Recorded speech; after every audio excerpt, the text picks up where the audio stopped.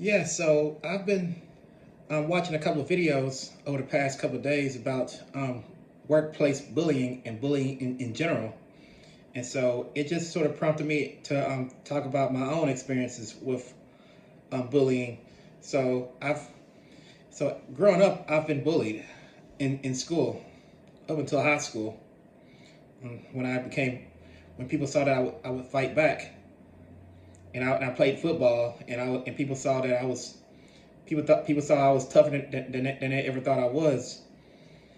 So I played as a defensive end where I would sack quarterbacks. So that earned me more respect among my peers, and I didn't have bullying problems anymore in high school.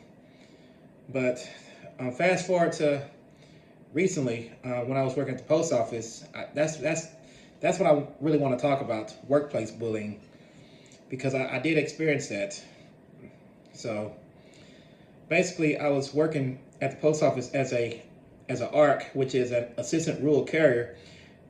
My responsibility was to deliver packages in different areas. I would basically help the carriers deliver the packages that they couldn't load on their trucks because maybe they didn't have enough room, or they were too heavy. And so they would hire me in order to deliver the rest of the packages. So it wasn't that bad of a job, really. The only issue is they will rush you. They want you to deliver it in a certain amount of time. And I guess in a way, I felt like I was being bullied because they were trying to rush me, and so I didn't really like that. And really, I later found out that the reason why they want us to come back at a certain amount of time is because those supervisors get bonuses for us not for us coming back in a the less time it takes for us to deliver packages, the more bonuses that the supervisors get. And of course, it doesn't benefit us financially for us to rush. So that's where the conflict came in. That's what sort of led me to quit at a later time. But that's not going to be what I'm going to be talking about right now. I'm going to be talking about my other job responsibilities that I did, where one of my supervisors called me on my day off and asked me to come in at 5 o'clock in the morning in order to help sort and organize the packages so that each carrier would have their own batches to deliver. And so it was beginning to be the holiday seasons, and my supervisor had called me, wanted me to come in to help out, and I accepted because it would mean more hours, even though I would have to wake up at around 3 o'clock in the morning in order to get ready and then drive to work. I thought it would be a good idea for me to do so, since it would be more hours, because as an ARC driver, I only worked one day out of the week on Sundays, which they call Amazon Sunday. So anyway, I accepted the extra task that they assigned me to, which is sorting the packages, what they call throwing packages, where basically I would clock in, I would start organizing packages and throw them into different hampers, which represent each route that the carriers would deliver to. And so when I was working there was this one older black woman. She was probably in her late 50s or early 60s. She used to work at Chili's as a general manager, but they laid her off, along with a lot of people off during the pandemic, and so she started working at the post office as a clerk. So that's what they call us, by the way.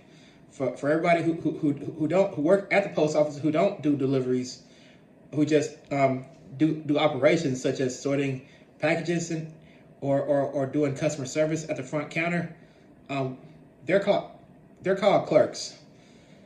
Now the supervisors, they're called frontline supervisors, and then there's a postmaster who's above everybody else at that office. So that's basically how the hierarchy works at the post office. So and of course there's a district postmaster too. But I've never met a district postmaster before, so I don't. That's just what I heard. But I do know that at that particular office, at well, really at any post office, really, the highest person on the totem pole is the postmaster. So, but anyway, back to what I was what I'm talking about with the older black woman. She was a clerk just like I was basically, and so I was trying to learn how the process worked when it comes to organizing packages, because there is a process involved. And you can't. It's you have to know what to scan in and know the codes in order to put to put it in the system so that people who are tracking that packages can see the status. And so there's a process, and I was trying to learn these processes, and apparently. She thought that I was slow or something, and so that's when she started talking down on me and stuff. Maybe it's because I stutter too, which might cause some people to think I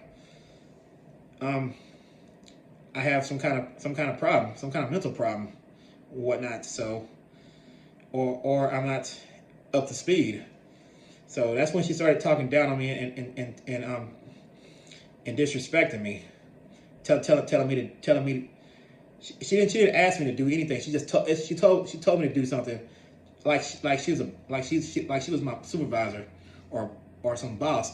And not only did she tell me to do something, she told me to do something in such a tone of voice that was demeaning. And so one day when I was working in the early hours in the morning, I just felt like I had to take a stand against her, because one day she told me to come over to where she's at and do this task. And I looked at her and said, I need you to ask me to do that. You don't get to tell me what to do. And that's when she got surprised and started saying it to me in a more angry tone of voice. And I just told her, well, do it yourself then. And that's when the postmaster started noticing me and her going back and forth, and the postmaster stepped in between us, and she asked what was going on and stuff, and I told the postmaster that, she thinks she's still the boss here. She's trying to boss me around and being disrespectful towards me. She needs, and I explained to the postmaster that she needed that older woman that I was arguing with needed to use a better tone of voice when addressing me, and I don't tolerate disrespect. That was the last thing I told the postmaster, that I did not tolerate disrespect from anybody. Now, the postmaster, before we had that conversation and that incident, the postmaster herself would talk to people in such a, what I thought was kind of a crazy manner. She'd tell people do this and do that, but I just took it on the chin, just because I know that she's the postmaster, she's my boss. So sometimes supervisors and bosses will talk to you in such a way that you might see as demeaning sometimes, and it's really up to you whether you want to stand up to that. But me, I just decided to take it on the chin, just because she's my boss, and bosses, they have more freedom when it comes to certain things, such as how they talk to you and stuff. They can get away with more stuff when it comes to how they talk to you. That's what I grew up noticing in the workforce, and so I would just normally take it on the chin, but this time though, the person who was talking to me wasn't my supervisor or a boss. It was another clerk who was just like me, and she was pretending to be a boss, and I had to check her on that, and that's what I explained to the postmaster, and the postmaster finally understood what I was saying, And so she just told me to just continue to do what I was doing before, and she'll handle it later. And from then on, that postmaster treated me with respect. She actually apologized to me on behalf of that clerk who disrespected me, even though that postmaster herself didn't do anything to me, and I didn't have anything against the postmaster, you know. So that actually earned me more. That actually caused me to respect that postmaster more, and the postmaster treated me with more respect in the future. After that, she was much nicer to me. But that clerk, you know, she couldn't stand it. She realized that she couldn't get to me. She couldn't get a rise out of me. So one day, you know, she tried to make fun of me and stuff, and I just smiled in her face. I just made a big smile in her face, and she couldn't stand that. She couldn't stand that. She couldn't get inside my head. So she started singing old R&B and rap songs in order to cope with her not being able to get to me or get under my skin. So later on, she would quit because I guess, you know, I don't know what happened, but she eventually quit, and I was happy too.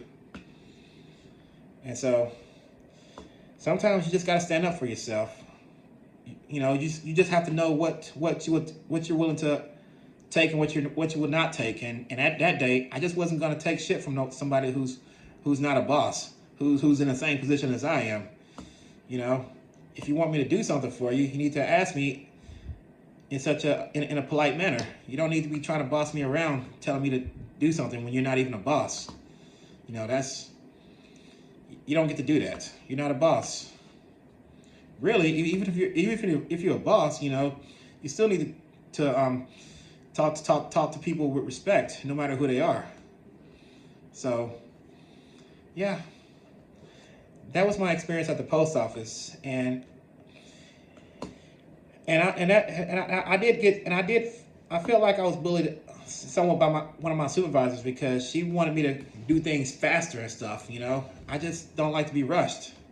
And so one day, you know, I was throwing packages, and she felt like me and two other men that were with me throwing packages. She felt like we weren't doing it fast enough. We weren't throwing packages fast enough. And so she jumped in and started trying to show us up. She started trying to scan those packages in and throw them in a fast manner. It ended up just being more chaotic for all of us. And so at that point, I just started thinking about what I'm gonna do next, because I wasn't gonna let her rush me like that. So my mother called me 2 times, asked me to come home, and I took that as a sign for me to quit. And so that's what I did. I didn't say I was quitting either. I just walked outside and went to my car and got my name badge and came back in and put it on a desk. And I just told one of the carriers that was close to the desk that I'm done. And I just walked out. And the supervisor saw me walk back out, and she started running after me and stuff, saying, come back. You gotta fill out this form. I came back and I filled out the form. Display because when you quit at a post office, they want you to fill out a form explaining why you quit. And so I did that, and that was that. I just felt like, you know, I had to do what I needed to do in order to maintain my dignity in both instances. So you have to really look within yourself to see what's worth standing up for. What will you do in order to maintain your dignity? So that's really all I have to say about my experiences with bullying. I can talk about more of my childhood experiences, but that's for another video. So like, subscribe, and share this video, and I'll talk to you later.